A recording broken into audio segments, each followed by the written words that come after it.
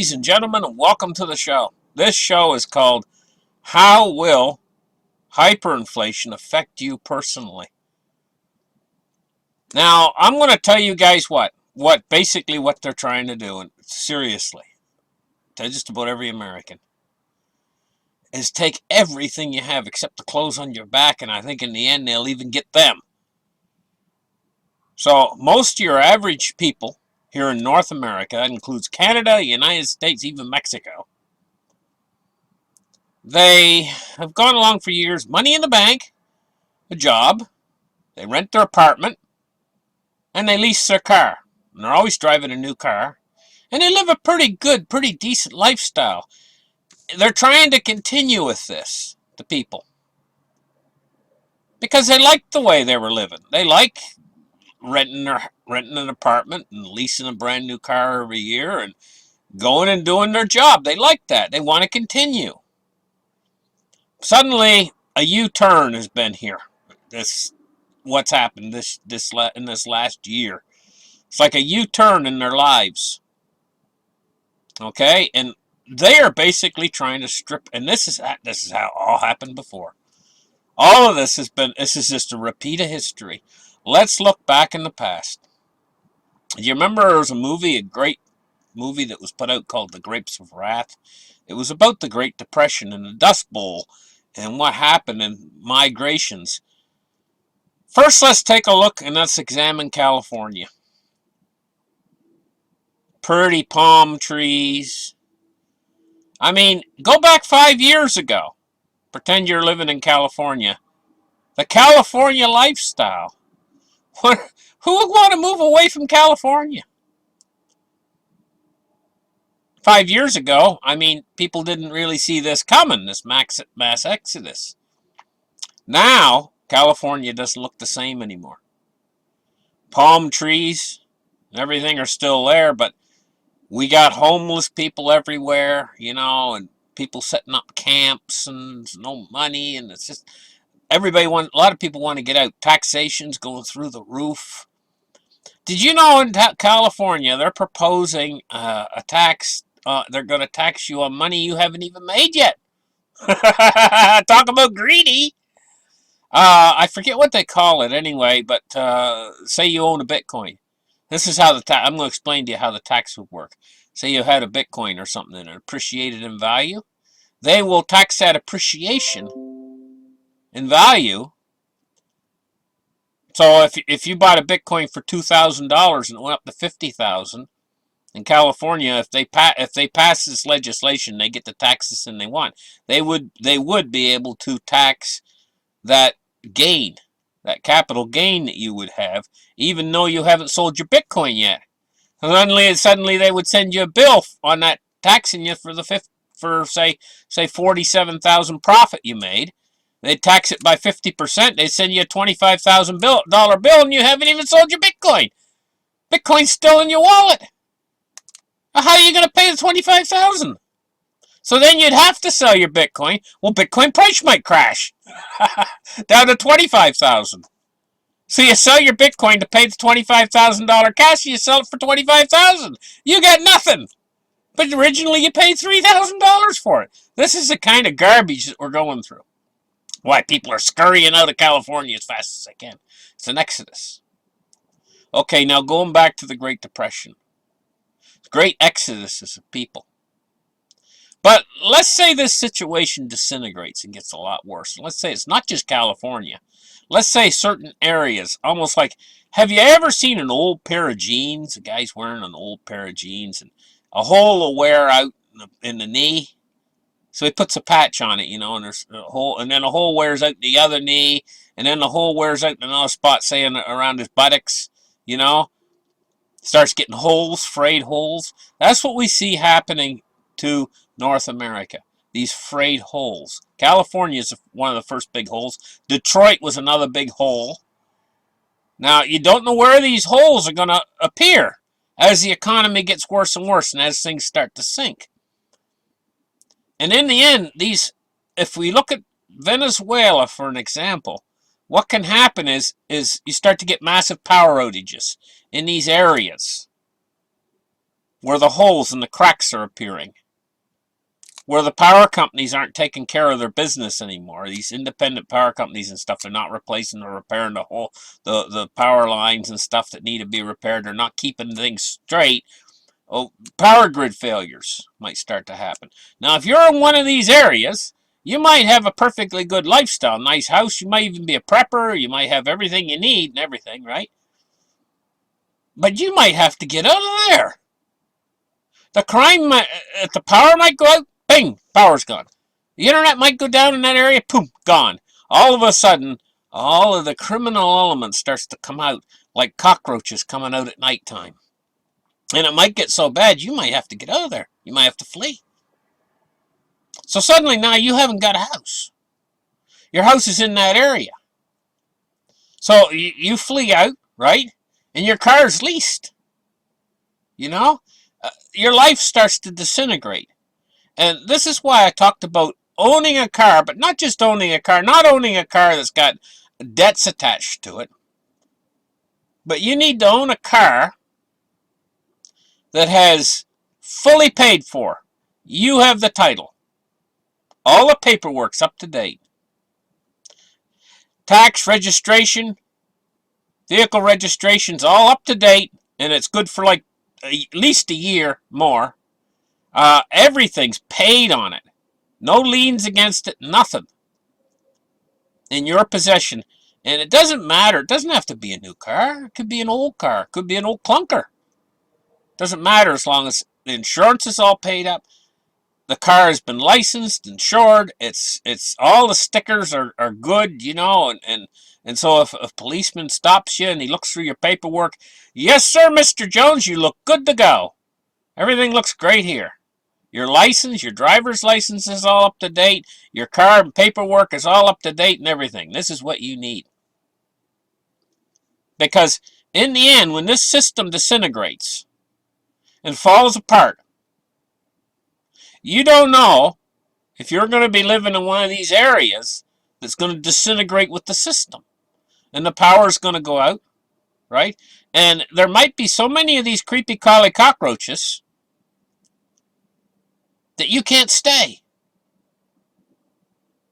There might be millions of them swarming around your house, looking to goodness knows what. I'm not going to try to add what they're going to try to think about doing, but it might be just too much. Like, in the 1930s, like, I just called them cockroaches, but in the 1930s, they called them hobos. And that was a little bit different back then. It was a little bit different. Those people that grew up back in the 1930s, they had a sense of civic pride and duty. So even your hobos of the 1930s, they were generally could be kind and considerate, and they could be hard workers and everything else in the 1930s. But what about this immoral, degenerate generations that we've had since then, who've had a silver spoon in their mouth, don't know how to work, but they do know how to raise havoc? And there's millions of them. The population has exploded since the 1930s. Right? And what if you're in an area? Now, most of the bad areas, I would think, are going to be more in your urban areas. So if you're living in an urban area right now, you got to start thinking about an exit plan. And so when it comes time to exit, are you going to exit on foot? And a lot of them are. They call it bugging out. They got a backpack and everything else, and their plan is they're going to take a 1 liter jug of water and put it in their backpack, you know, and they're going to head off, goodness knows where, to try to get out of that area that's went bad. And this has gone through a lot of people's minds, this bug out idea. But you know, you don't have to just bug out in a backpack on foot. Not when you got a car. A car protects you from the elements. And I mean, seriously, guys, you might be in a nice house right now and everything else. You say, oh, Glenn, come on, you know, we'll never have to leave my home and everything else. You don't know what your area is going to turn into. Because during the fall of the former Soviet Union,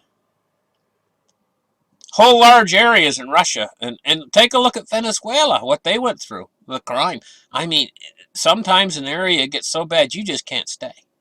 Because if you stay, you know that you're risking your life to stay.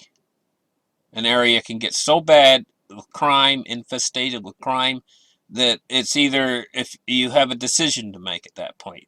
I can stay and try to fight, or I can just hightail it out of here. So if you do decide to hightail it, what are you going to hightail it out in? Your leased car?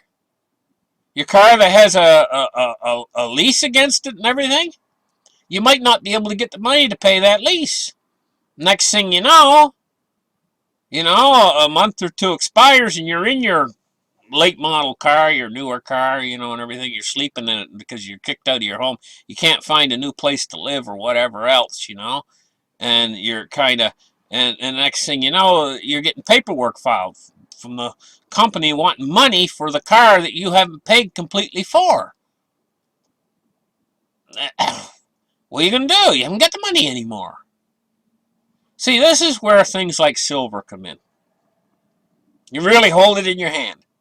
It's money. And it's got no counterparty risk. All your other money, your job's got counterparty risk. Because, they can fire you. All of a sudden, no job anymore. That's your counterparty risk.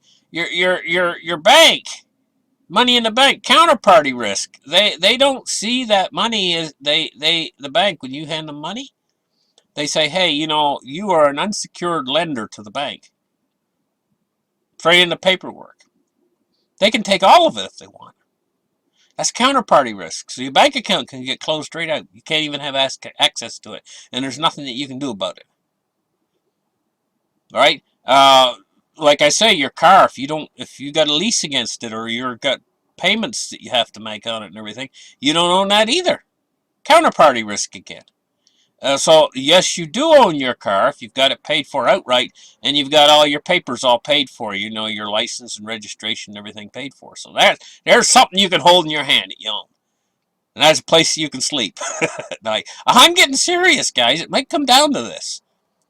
The place you can sleep. Now, if you got a bit of real silver in your pocket, well, the dollars, they got counterparty risk. It's no good to have a wallet full of dollars because, heck, it can go to zero overnight. We're in that environment. So then you got nothing to feed yourself with because you counted on the dollar and it had counterparty risk. Silver doesn't have any counterparty risk. So if you've got a pocket full of silver, now you can got a car to sleep in at night, and now you can feed yourself again. If you got the pocket full of silver or some gold. Right? Now, again, with the cryptocurrencies, you'd want to feed yourself with cryptocurrencies. And they'd have no counterparty risk, but you'd be hitting a snag again if you're living in your car and you're trying to feed yourself and live in your car, and all of a sudden you got cryptocurrencies on your cell phone. You're going to use them. Good luck with that. I would 10 times prefer, in that kind of a situation, to have a pocket full of silver rather than to have a Bitcoin on my cell phone, or a part of a Bitcoin on my cell phone, and to try to spend it. Because the silver, you can transfer that into dollars, or a lot of people out there, there's going to be coming in the future when these crises hit. You're going to see huge black markets in the silver and gold and everything. You can always get a meal if you've got an eagle in your pocket. You can always get a hotel or whatever, or buy food with it. And more you're going to find that places will take that. I know that there's certain states now that they accept gold and silver, but it's going to increase. It's going to increase. It's going to grow where people accept it as money because we're in a crisis situation. And that's real money. It's real money. You got real money. You got to think about these things, because you might come down to the wire where you're actually sitting on the curb, and all your life you've never went hungry or anything else. You've always done your job. You've always put your money in the bank. You pay your lease on your car lease and everything. You pay your car insurance and everything else. You pay your house off and your rent and everything else and your utility bills and everything every month. And you go to work every month. And this has been your life, you know. But you've suddenly hit a situation that the government's created for us where all of that can be taken away and you can be on the curb, out of work. And see, a lot of people right now are reliant upon the government. But they said they were going to pass this stimulus bill way last year. And now we're heading toward March, and they're still dragging their heels on it. You can't count on them. You can't count on them to protect you through this crisis situation. You got to count on yourself. And when it comes down to the basic necessities, a guy who has a tent, he got a hobo. He's got a tent. He's way better off than the guy that doesn't have a tent. And the guy's got a car. He's way better off than the guy that's got the tent. And the guy that's got an RV, he's better off than the guy that's got the car. See how it goes? So, I mean, if you get down to a situation that's like the Great Depression where people were, all they had was their car and they were heading out, they still had a car. You got to count what you have, not what you don't have, in a worldwide crisis like we have now, you know. And you got to start thinking ahead and planning ahead for yourself what your exit strategy is going to be if the area in the country that you live in turns sour. And it can turn sour awfully fast in this kind of a situation. Look at California. You never saw it coming. And it's getting more sour by the day. You know, and California is not the only place. These pockets could emerge anywhere. Texas. Texas didn't see this coming. All of a sudden, the areas of Texas start to turn sour. You don't see it coming. You got to prepare for it ahead of time. Prepare for everything. Prepare for the worst and hope for the best. Thank you guys for listening to my show. Like and subscribe, and we'll catch you guys in the very next episode. Bye-bye.